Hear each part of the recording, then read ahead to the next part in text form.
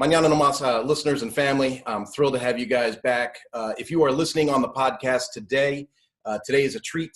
You could pretty much turn off Anchor or Spotify or iTunes, and you could head on over to manananomás.com and see this on video. I've got our first Zoom special guest with me today, so I'm not alone, and I'm thrilled to have another voice on the podcast to share with you. And when I talked to this gentleman on the phone, his concern to me was, how can I add value to your listeners? And that just echoed exactly what I think when I speak to people that I want to kind of network with or collaborate with. So with no further ado, I'd like to welcome Andrew Oakes to the podcast and to the show here. And Andrew, it's great to have you, man. Thanks for coming on. This is where you tell me. I'm your first guy, huh? That's awesome. Yeah, man, I'm 100%. That's me. I want to add value. I think we all should be adding value to people in the world, because if you add value to other people, it might not get directly repaid back that day. It might not come from that person, but the world, the universe, God, whatever we believe in, it looks out for us, and it comes back full circle. You feel better at night. You feel better when you wake up in the morning when you do good things. That's what life's all about. It's the good little things. Man, I echo that all the way around. It's amazing how you'll be doing something for somebody and you're not even sure why. Like, for some reason, my sweet spot's bicycling, right? So I'll see a kid riding down the street without a bicycle helmet or something, and I've got crud all over the place. And so grab a helmet, toss it to the kid, and you don't think anything about it. You're like, man, I just want you to be safe. Wear this helmet. Oh, I can't take it. I can't take it. You can take it. Just take the helmet. Be safe. Have a great day. See ya. And I figured that's it. It's over. The event is done. And then I don't know why I'm stealing the spotlight like this, but when I took my kids to go buy this bike right here, we bought it used off a Pink Bike, and I got a great deal on it. And when I met the guy, I had the two kids with me, and then, this is no lie, he takes it out of the truck, and I go, there's not a scratch on it. So I'm like, dude, I'm not even going to negotiate. Like, you said you wanted this much, here you go. I start counting out the money, and he goes, hey, you got kids? I said, yeah. And he goes, man, I got a box full of bicycle helmets in the back of my truck. I was finding a way to donate them or get rid of them. You want them? They're all in great shape. They're all sponsored to me, and gave me a box of helmets. And I'm like, you've got to be kidding. Like, I just gave away my last extra helmet, and this guy gives me a box of helmets. And that's just the way the world works. Yeah. It's magical. That's an excellent story. Me and my friend, we were sitting down in a mall one time, and we were just talking about the same exact thing. And it was funny because this little kid, there's these little, those little rides, little uppy down rides, and this kid came off of one of those, walked clear across this little hallway, and came and asked us, hey, do you have any quarters? Or no, do you have any change, like the big change, maybe the quarters? And it's like, well, you know what? And the big change. And I reached in my pocket, I gave him everything I had. And then we was walking out, and I was just talking to my friend about when you give, you receive in life. And as we're walking out, we just started finding change on our way back to our vehicles. I was like, this is crazy. Like, I've never found 3 quarters in one day in my life. And all of a sudden, I give this kid change, and I'm finding 3 quarters in a row. I'm like, this is ridiculous. Like, how is this even possible? But it's just true. And the more you believe it, the more it becomes true. I think so. And, when I spoke to you yesterday in our primer call, I got a really good feel from you about positive attitude. And you had said a phrase to me that I had never really heard utilized before. And if I did, it wasn't the way you said it. It was like, I don't want to reward negative with negative, right? It was like this constant influx of positive influence. And man, I got to tell you, after I got off the call with you yesterday, that kept spinning around in my head a little bit, right? Because you said you're not drinking. I love a nice cold beer. And I think, well, is my cold beer rewarding a positive for a positive, or is it a negative for a negative and I don't recognize it yet? But, so I was hoping you could expand on that a little.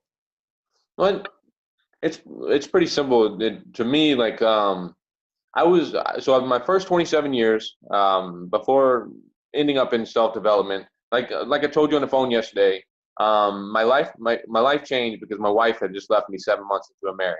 I flipped script. I was ready to go. I was like, okay, well, I got to fix my life. I was at rock bottom. You can't get no lower than where I was at. I was emotionally depressed. I can't remember a day that I wasn't depressed up until age 27 or anxious.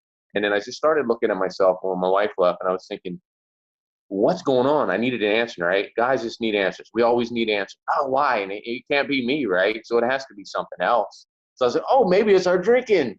Maybe it's the fact that we were drinking 4 or 5 nights a week, going out partying until 2, 3, 4 o'clock in the morning. Maybe that was the problem. So I said, I'm quit drinking right now. I was done. And when I quit drinking, the funny thing is, you start to get a little bit less time with your friends because they don't want to bring a black box. They want to go out and drink, and they don't want you to remember what happened, right? So they don't want to bring a black box on the trip.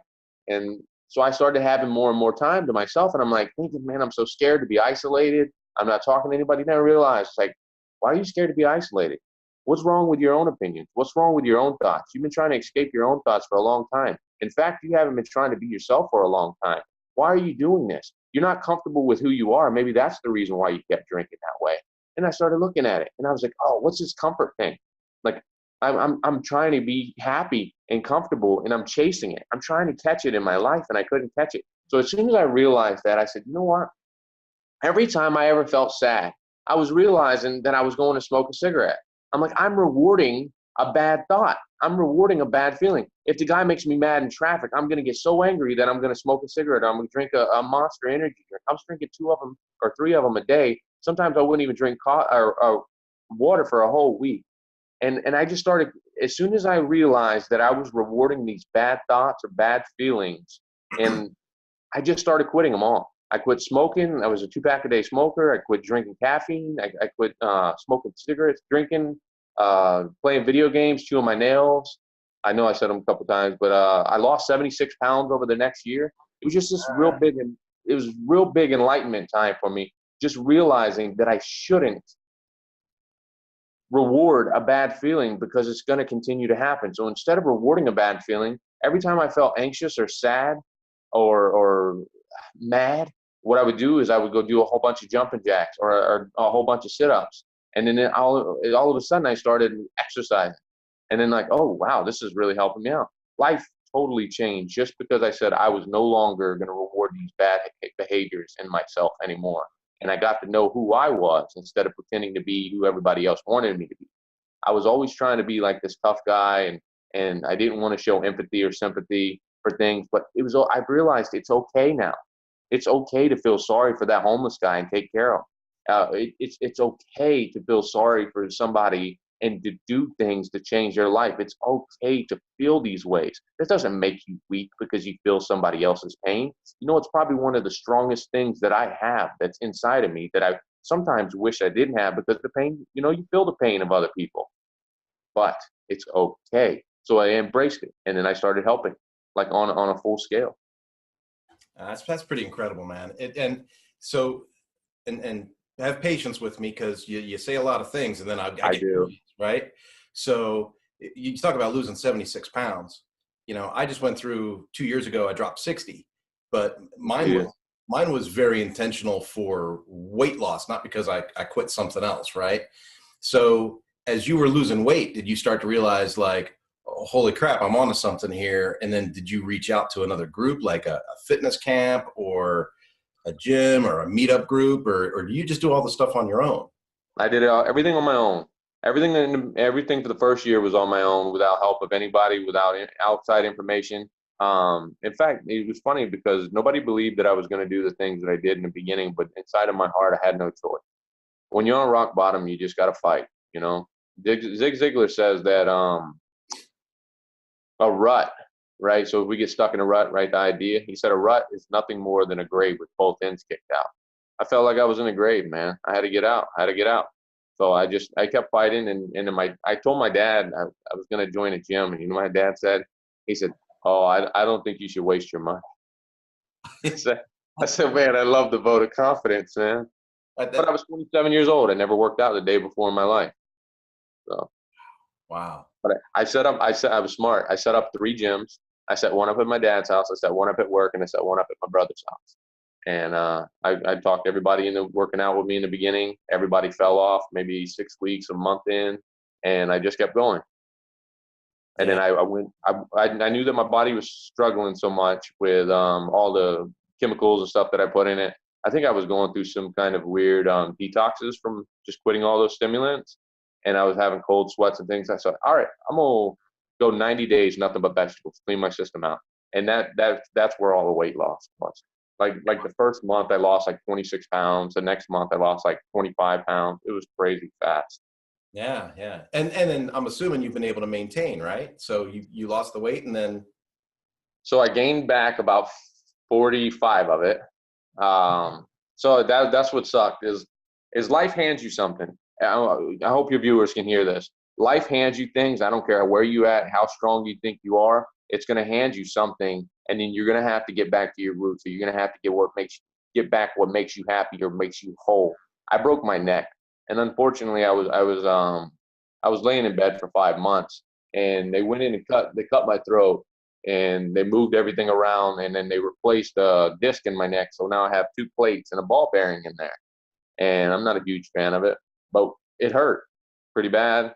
yeah. And you're laying in bed doing nothing. They told me, said, to help the swelling, you can drink a milkshake. Well, I was drinking like 3 or 4 of these milkshakes a day for 5 months. And then you get on the scale, you're like, uh-oh. Yeah, yeah, but when you're getting the milkshakes, you're like, make this one cookies and cream, baby, cookies and cream. Extra large, right? So Yeah. I had an excuse, and then I realized, hey, look, you got in bad ways again. It's time to fix it. So no matter where you get off course at, you just got to recorrect yourself. Once you notice it, just start small. Don't start big. Don't start chasing the big things. Don't say, oh, I'm going to start running 3 miles a day again. No, no, no, no. Just 3 boxes a day. Just start 3 mailboxes a day and get your brain used to winning again, and then just keep adding to it. Man, that is awesome. It's so for me personally, and some of the listeners that have heard other episodes, they hear kind of these things with fitness and me, and not everything's about fitness, right? But God, just look at me. But for me, it was having something to do or something to get ready for that always kept me motivated for the next thing, right? And so you hit it right on the head. Like, the start small. Don't do it big. Like, you don't wake up one day at 300 pounds and go, I'm going to be a Spartan trifecta athlete this year. Like, I know some people try that, but that's not how it worked for me, right? So I did like, I'm going to go for walks, and then I'm going to go and try and do a little bit of jogging. I'm going to jog for a mile, and these things became milestones, right? And so I always talk about, hey, take that snapshot where you're at, where do you want to be, and what are the little steps that you can celebrate along the way as you get to that.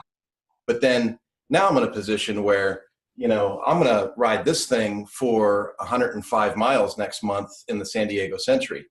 Next month or the month after. Anyway, I sign up for these century rides. So now I ride a bicycle, 105, 110 miles at a time. And then so you have to think about, well, okay, so now what's the next goal? Is it a double century, or is it like there's this awesome trail that goes across Nebraska, right? So you're like, okay, do I ride across Nebraska?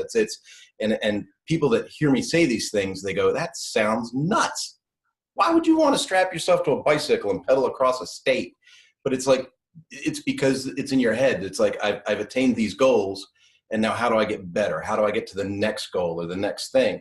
And if me riding a bicycle across a state gets the attention of 50 young kids in high school that need some kind of an inspiration or a thing to look to, well, then the job, so when I speak to youth and stuff like that, I think about things like, how hard I partied in my 20s, right? And how I was not very responsible and not very fiscally responsible, and all these things that I experienced. And I don't want to brag and propagate the bad stuff, but I got to talk about the recovery from it and what life can be if you just let it shine. Yeah. So that's kind of my thing. I was 265 pounds when I left Ducati North America. So, and now I hover right around 200 or so. So I'm pretty happy at that. And I can bicycle, I can run. I've done the Spartan races. But for me, it's every month there's got to be something that I'm signed up for, because every month it changes my focus on what I'm working out towards. So I'm hearing from you that, you were kind of self-inspired. Like, I had to make this change for me. I had, and while mine is a little self-inspired too, it's like, for my success, I require to be associated with others in events. Like, I just love getting out there with 2,000 other people and bicycling up the coast of California. But that experience is what gives me the inspiration to keep it going. Because if I don't, I'll drink beer and eat steak and be 260 pounds in a month. So right. I gotta keep things under control. Yeah, and that's the ticket right there. That's another thing that I picked up on. So man, your bike riding is kind of like a meditation. But anyhow, another thing that I picked up on what I was getting at, I got distracted in my own head right there. But I forgot what I was going with that, man. So what was you saying again one more time? All right.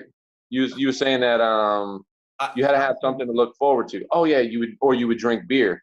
So Yeah. that's the thing. Is I believe this is what I started telling people right from the beginning. And I helped other guys at work lose 50 and 60 and 75 pounds. Like I said, I'm a helper.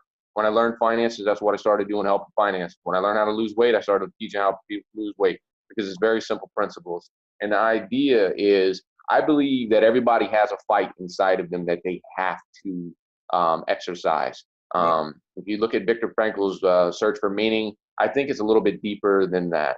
But there's a fight inside of every single human being. And if you're not fighting for yourself, you'll find somebody else to fight for. And here's the deal. If you're not exercising, if you're not taking care of your small things at home, if you're not doing the nice things for your wife, if you're not brushing and flossing your teeth, if you're not taking care of the things that you're supposed to be taking care of, you'll find something to fight for. And just because our mom and dad said, hey, you need to stand up for what you believe in, doesn't mean that the fight that you're fighting for means anything for you. Because they say, oh, well, what about the rebel flag issue? They're going to take it down on the State House. I'm going to say, I'm going to tell you what, that rebel flag never put $1 in my pocket. I don't care. It doesn't fix my life. It doesn't change my life. That's me attaching myself to somebody else's problem. Nike shoes, they're kneeling. Oh, it's the national anthem, all these things. And we get so bent out of shape about these things. And then we're sitting there with a beer in our hand, not doing a single thing besides bitch and moan about it. In barroom banter, we'll even have the same conversation over and over and over again, pretending this is the fight we have attached ourselves to, but we're not doing anything about it. So if you're not willing to go out there and actively do something about it, let it go. If it means that much to you, burn everything inside of you and go for it, because that might be your fight. But if it isn't doing something for you, if it's not adding things and adding value to your life, if it's not in alignment with where you want to go in life and the dreams that you want to go in your life, if you don't already have the stuff in your life that you want, you got to let that go and you got to start fighting for you. You got to start fighting with your finances. You got to take control of yourself and your spending. You got to tell yourself no. Just because you're an adult and you're going to go to work and have this money in your pocket, I'm going to spend my money and make myself happy. That doesn't work like that, because you're still stressed out about money. Mm-hmm. So we got to be sure that we're focused on our fights, not on other people's fights. And then if you're not exercising, if you're not taking care of those things, you're going to attach yourself to those problems, or you're going to meditate because you don't want to look at those problems. Even sitting on your phone with Facebook, flipping through the whole time, you're not listening to your problems. And if you're waking up in the middle of the night, guess what? That's a telltale sign. Your brain says, I want to spend time with you. Yep. And so many of us are choosing to not spend time with ourselves. I was amazed at, I stopped I just stopped in my place at the office. And those of you listening that haven't listened before, you know that I have a full-time job. I work for a pretty large company, but I stopped in my tracks at work one day at the office. And when you listen to what your coworkers are talking about or what they seem inflamed about, it's like, man, what do? You get your news off of Twitter, or what's happening here? Like, these people are nuts. And there's other managers in the company, and they look at what my department is doing. My department creates training material for technicians all over the country. And right now, our department is creating roughly 300% more content than it ever has. And it's got the amount of people in it, right? I've got project management systems in place. We got all these things working. We have meetings every day, and they're not long meetings. They're just check-in meetings. Like, hey, how are you? Are you? And then I ask, you healthy today? Do you have anything I need to know about? Do you need to leave early today? What are we going to knock out? And then we do it. And when I walk through the office and hear the other departments, it's like, oh my goodness, you're worried about this crazy Democrat lady, OAC talking about the new Green Deal. What makes you think that's even a chance? Like, stop. Unless you can go to that state and walk the picket line with people, I don't know what we're talking about. Let's just do the job, because we all got something we got to accomplish every day. And so, I hear a lot of people say, oh, don't worry, God will provide, because I'm always worried about getting something done. Oh, stop, don't beat yourself up. God will provide. I'm like, yeah, but God provides to those who work. Like, he gave me the skill. That's right. God's providing. He's providing me the ability to get this done. So I'm going to go get it done. And it's just amazing to see the difference. And then things that you were talking about, it's easy to get distracted by urgent things and not focus on important things. And there's that little tiny book. It's like 37 pages long called Tyranny of the Urgent. It's like a little toilet seat reader, like read it in the bathroom. And it's amazing because it just says, don't worry about all this little stuff. You have to figure out what's important, focus on what's important, and let that urgent stuff slip by. If it's really that urgent, someone else will pick it up for you. And you can just move along and take care of the important things. So. Haven't watched the news in 5 years. People go crazy about it. I tell them that, oh my God, you're missing out on everything. No. I'm not missing out on anything. That information never changed my life. It just gave me something to worry about. It never helped me. Well, what if there's a hurricane? Guess what? Everybody around me starts letting me know that there's a hurricane. Bad news spreads, people. People go look fast. Tim Ferriss said that people go look stuff up on imright.com and then they come and throw it up on you. So it's like it will find you. You don't need to find it yourself. In fact, you need to find a way to cut out every negative source of things that make you feel bad. Remember all those sad feelings, those bad feelings? Well, guess what? They're not only coming from inside of you. They're not only thinking, oh, so you might think, oh, I remember when I did this crummy thing, or I remember when I did this and I was a bad person back then, and then you feel bad about yourself, you go drink. Well, okay, so those sad thoughts are coming. Those things are coming out, but they're not only coming from you. They're coming from the news media. They're coming from your neighbors or in a situation. You got to find out what's causing the discomforts in your life. Any way new discomfort is coming into your life, you got to get rid of it. The news, that's the easiest one. Shut it down. You don't need it. And if anybody's negative on your Facebook feed, unfollow them.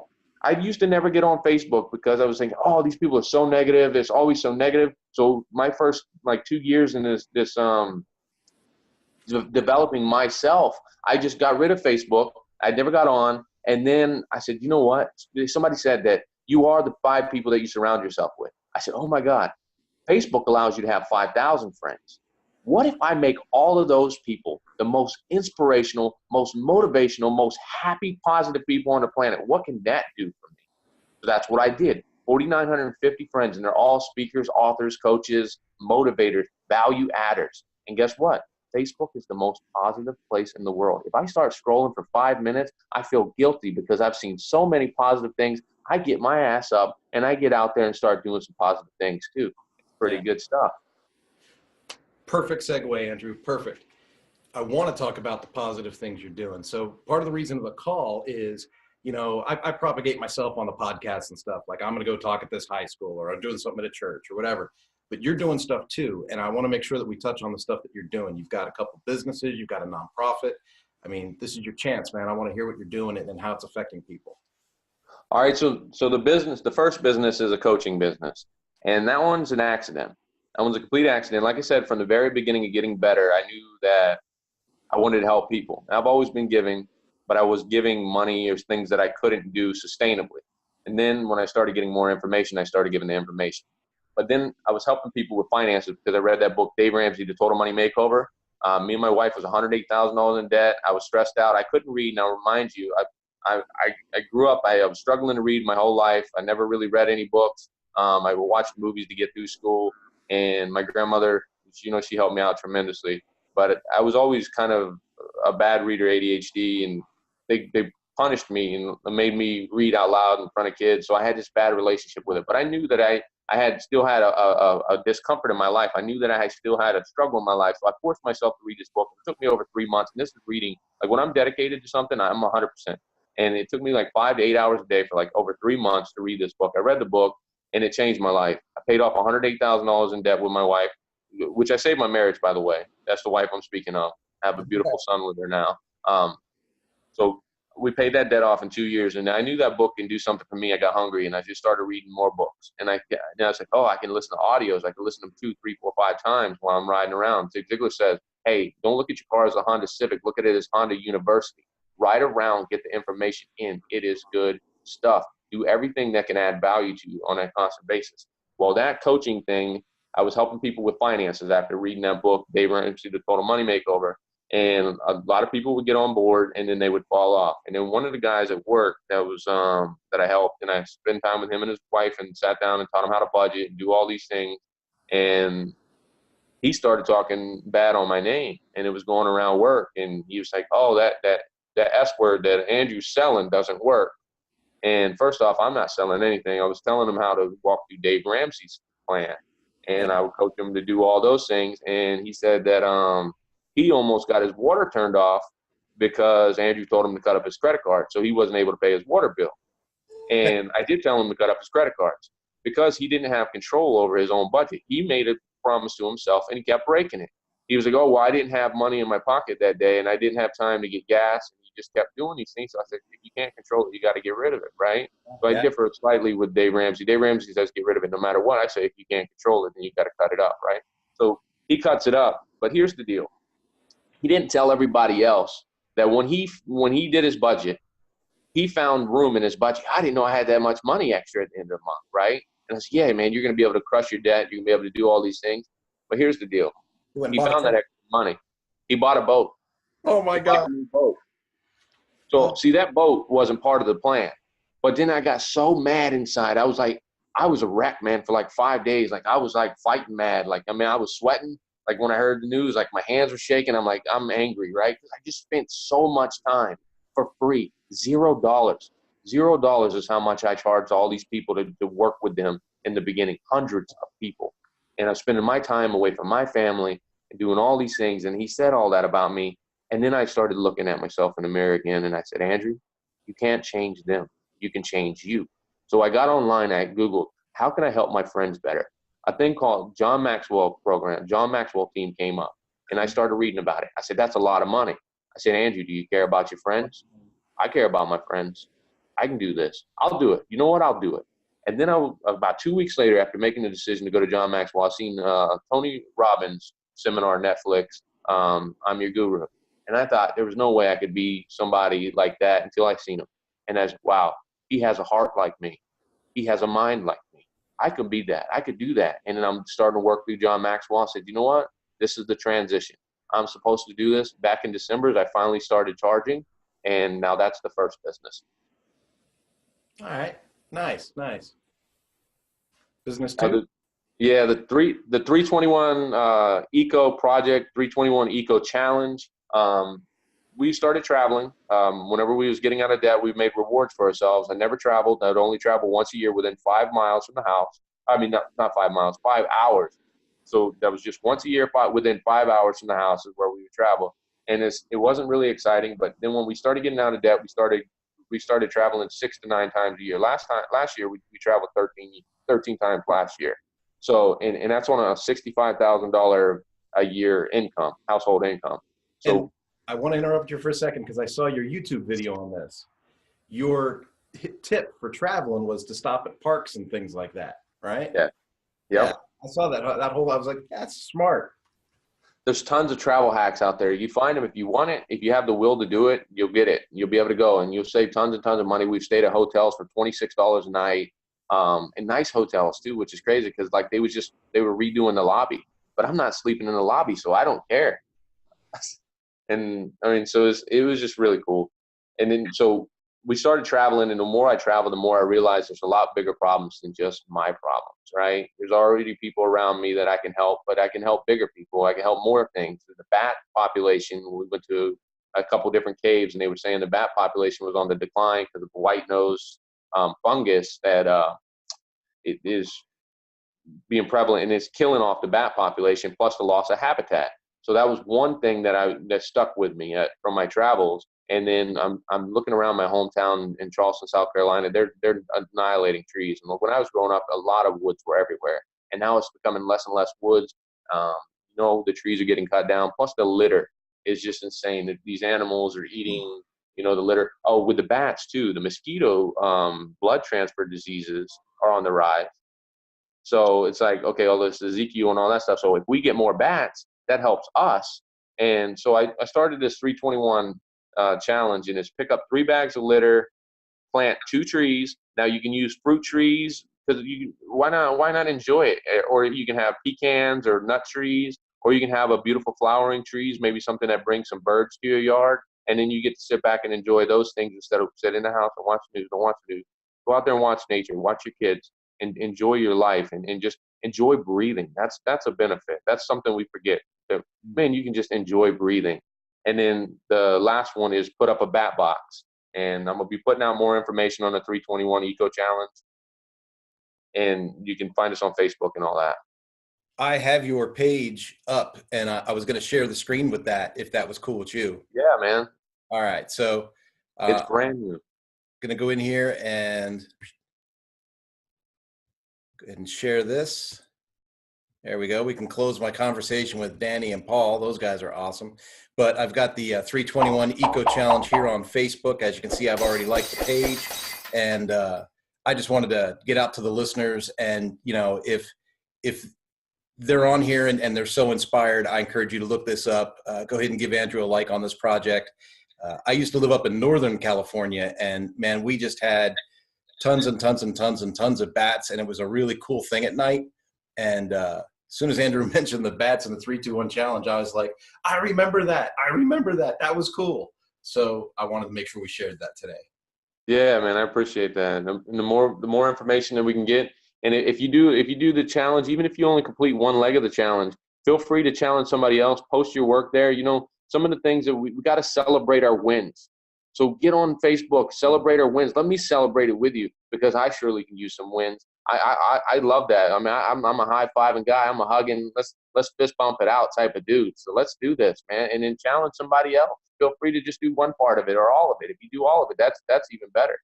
Yeah, no, that's cool stuff.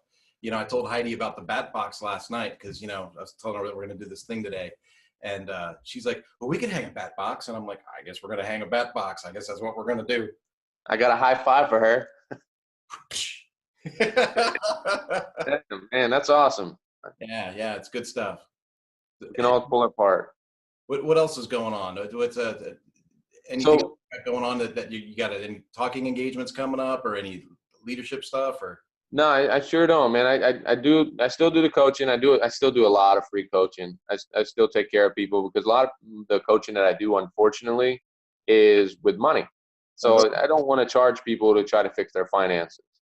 Yeah. But I do charge some people, but the people that are high income earners. Now, if they're not a high income earner, I'm just letting it go. I feel like I'm just putting out in the universe, okay, well, the universe will pay me back. So I still do a lot of that. We started another business 2 weeks ago, because I got taken out of work medically because of the broken neck thing. I got a whole bunch of nerve damage, and I'm actually losing control of my left hand, which is liability. That's a little scary. Yeah, that's all right. Everybody, you got to realize you're going to get blows in life. You got to deal with it, because you got to focus on the good things. You focus on the bad things, you will feel what you focus on. So if you focus on the bad, you'll feel bad. You focus on what you got. You focus on the things, and you focus on the things that you can control, and you focus on today, not tomorrow, not yesterday, not on the sad stuff. You focus on the positive stuff. It'll be all right. I'm dealing with some things, but guess what? I'm going to be all right. So we started another business, because I'm like, okay, well, I can't have zero income, because I sure would like to continue to travel. So we started a food truck, man. Get out. Yeah, I started it. I made up my mind. Me and my wife talked about it. She said, yep, this sounds good. So we started this food truck. We're going to sell iced coffee and ice cream. Oh, now how can you talk about losing weight and then selling ice cream? You're going to eat all the profits. You got to have strength. You got to have strength. So Heidi got me a smoker for Christmas, and I've been smoking meat like every weekend. Like the yard's just smelling good all the time. And I love to cook. Like ever since I was a kid, every time I talked about opening a new business, all my friends would say, oh, where's the restaurant going to be, right? Because I love to cook. I love to entertain. I love to feed people.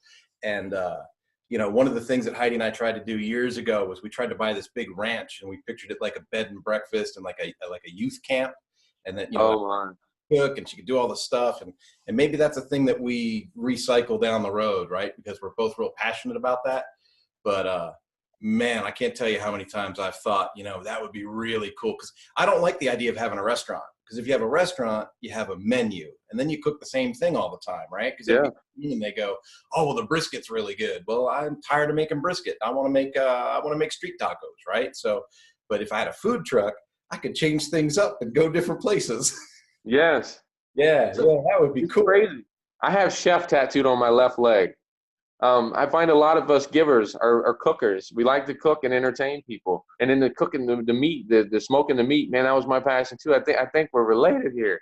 And then and another crazy thing is I had a farm. Me and my wife had a farm um, before this, and we were doing a whole bunch of things. But now I have this crazy idea about this massive ranch or cabin set up where there's a main house and there's a whole bunch of cabins. We can get people out there. I can actually cook for them and put on lectures or put on some things. So like they're growing, and then they could all go back to their little places of zen, and they can reflect, and it just no TVs, nothing, no outside Yeah. influence, just a big powerful kind of retreat. So we're kind of like on the same page here, man. It's crazy.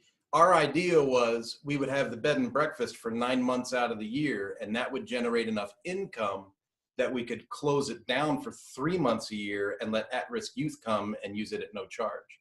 That's fantastic. So the goal was, 9 months for profit, 3 months for charity, and keep it going. And Heidi's passion is unwed young mothers, right? She's like, these girls, they get pregnant, everyone leaves them, their families don't want to talk to them.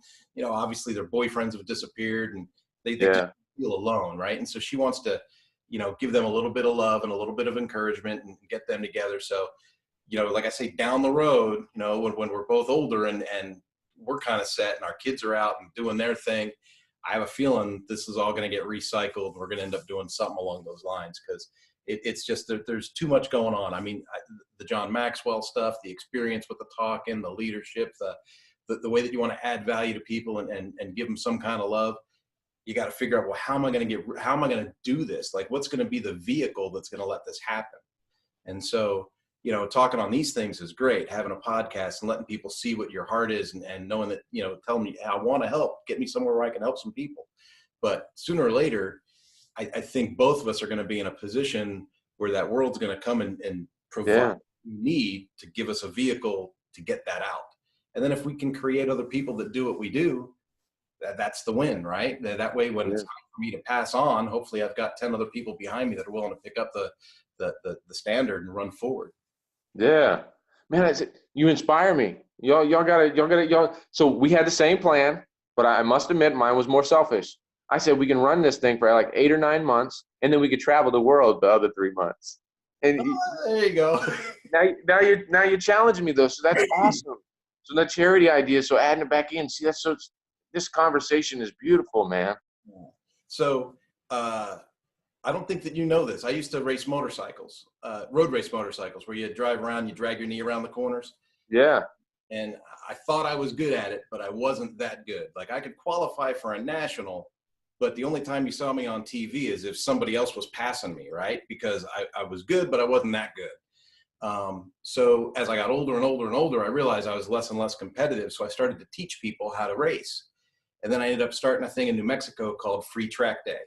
Everybody thought I was crazy to call it Free Track Day, but the idea was other people would pay me for instruction, and I would host these big track days. I would get 30, 40 people at a racetrack, and I would give a lesson, and then everybody would go out and ride for the day, and it was a whole lot of fun. And then somebody's coming in, but then and it was a whole lot of fun. But what I wanted to do was get the new riders, and I don't know if you know this, but people that buy sport bikes that are new at it, they usually have the least amount of training, the least amount of gear, the least amount of ways to be safe. And I just wanted to get them into a closed environment so they would be safer. So they would come for free. So that was the whole deal. I would host these track days, and it would give me enough profit that I could let 2 or 3 people come in for free. And then we would lend them gear. Like, I collected old race leathers. I got 4 sets of leathers in my garage. But I would give them a set of leathers, give them some gloves, and I'd sit them down. We'd go through about a 3-hour course on the theories of racing at a racetrack, and how to get on the track and off the track without running into other racers, things like that, best practices. And then we would go out and lead them around like a parade, right, and show them the racetrack and where to go and what to do. And then we'd let them go. And then we'd bring them back every 5 or 6 laps and give them a little coaching, like, hey, you could have been a little inside here, a little outside there. You want to keep your field of vision down. You want to look where you're going, not where you're at. And it was huge. The first guy that took my Free Track Day seminar is now the president of the SMRI that runs the race organization in New Mexico. So it's just cool to see, like, you can pour into people, and once you pour into them and you give them just that little bit of love or encouragement, you can see what they can do, and they could go poof, and they could do more than you imagine. But you got to give them that first seed. Yes. And it's been really rewarding. So I know that if we were to do something else, my wife and I together as a combined passion, I know that there'd be an opportunity for that to just go poof, and you have no idea what you're going to generate out of that. Hey man, that's awesome. Everybody hear what he says. I mean, you got to add value to people, and it's not like you don't. It's not like giving away your last dollar. It's not the same. If you give value to people like he's doing, and you give away some free things, you think you might be giving away some free things, but in actuality, you're not. You are getting it back. So even if it's just giving out the knowledge that you had, you're refortifying the knowledge. You're reminding yourself of the knowledge that you once learned. So the class you learn the most is the class that you teach. Yeah. You gotta teach it through eyes that you never seen before. You got to think about it in a different way, because you got now 9 or 10 different ideas or viewpoints from different individuals in your class. So you got to think about it in different ways, and there's an enlightenment there. And when you start doing this, your life, you just keep hitting these new levels. You're like, wow, this dumb guy. I felt 7th grade. I never went to college, and I was able to pay off $108,000 in debt. I just paid $29,000 cash for a van, and I thought I would never ever be able to do that. Fun fact: I'm gonna put another $10,000 cash into that van, and that's gonna be the food truck. Now, I'm not bragging, but I'm saying I'm a dumb guy. There's information out there. There's things that will solve whatever the discomforts in your life are. Diagnose what those discomforts are and find a way to solve them. Find a voice that you identify with. I say y'all, so maybe my Southern voice isn't the voice that you like. But if it is, hey, cool, check me out, man. I need more friends. I need more positive people. I need more things to come the right way in life, and bigger things to happen for me. But find a voice that you identify with. If Kurt's voice is who you identify with, follow him, stay with him, be friends with him, ask him questions, engage. If you're concerned or you're confused on something, ask questions, get a full understanding. But once you get the information, you gotta give it back out, because that's when you're gonna get the most. Yeah, amen, man. You wrap that up pretty good. All right, so let's say folks want to follow Andrew. You want them to go to 321 Eco Challenge on Facebook, or where you want to send these folks? So I have the world's friend. That I picked up that moniker from a friend, and he was like, "Man, why do you keep helping all these people?" And I said, "I don't know, man. I love people, and my passion's people." And he said, "Man, you're kind of like the world's friend." I said, "Yeah, that sounds good." So everything I do now is the world's friend. I have theworldsfriend.com. I got a Facebook page. It's Andrew S. Oaks on Twitter, or not Twitter, Instagram, and I'm out there all over the place. But you can check me out on Facebook. I got about 40 more friends I can add to Facebook. If you positive add me, if you're going to be putting a whole bunch of news feeds out there, like the current news or the wall or all these things, don't add me. You can, but don't add me. Yeah, nice. All right. Well, man, I am super, super stoked and thankful that you could join me today. And I'm thrilled that you were the first guest that I could put into this new environment. I mean, I think I told you the last Zoom call that this was my experiment. This was my to see how this would go moment. And the Zoom thing I'm loving. I've used it with work. I'm using it here. This making the world smaller and getting people like you together. It's huge. And so I'm thrilled you could be here. I'm glad you took the time with me. Thank your wife for me, because I know she's with your son. And man, just have yourself a blessed day. This has been great. Thanks for that. Thanks for the value you added to me too, man. You give me a lot of things to think about, and thanks for sharing your story, because now I know that me and you are even more in common than I even realized. I think we might be. Yeah. Hey, riddle me this. Do you use a written planner, or do you do everything digitally? I just have a straight up notebook. I keep a notebook and I keep a binder. I keep everything a binder, and then I pretty much list my whole life out in the binder. I'll list whatever the title is to that binder, and then it's on loose leaf paper, and I'll move it to whatever file it needs to go to at the end of the week or the month. Well, I used to be a planner dude, right? And then I tried to do digital, and I think I'm just too old. I'm in my 50s.